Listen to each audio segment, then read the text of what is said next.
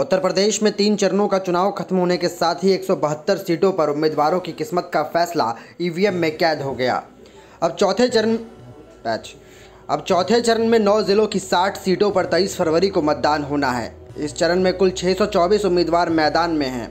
सभी राजनीतिक पार्टियां और जनता चौथे चरण की वोटिंग के लिए तैयारियां कर रही हैं।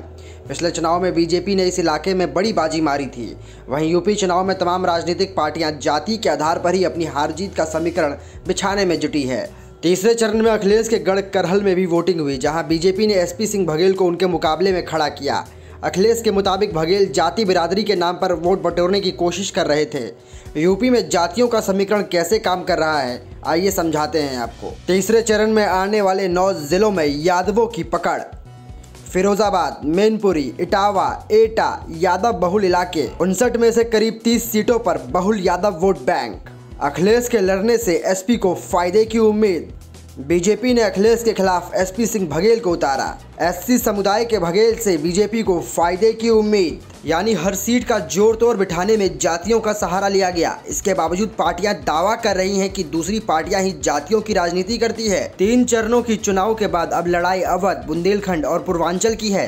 पूर्वांचल तक पहुंचते पहुंचते जातियों की राजनीति और तेज हो जाएगी। पूर्वांचल में लड़ाई उन सीटों पर होनी है जहां मौर्य, निषाद और राजभर वोट हार जीत तय करते हैं। वहां बीजेपी और एसपी गठबंधन में जातियों को ध्यान में रखकर सीटों का बंटवारा करते हैं।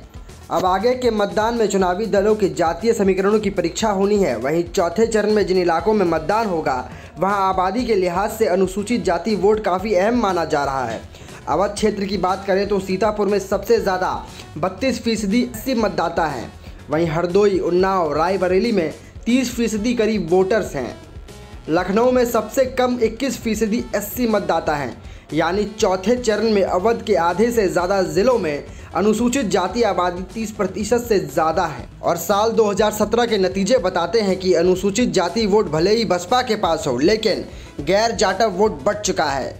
2017 चुनावों को देखें तो सबसे ज़्यादा 43% गैर जाटव वोट समाजवादी पार्टी को मिले, लेकिन 21% वोटों के साथ बीजेपी ज़्यादा पीछे नहीं है। लेकिन जाटव वोट 86% मिले हैं। इसमें पीलीभीत, लखीमपुर खीरी, सीतापुर, हरदोई, लखनऊ, उन्नाव, रायबरेली, फतेहपुर और बांदा जिले में शामिल हैं।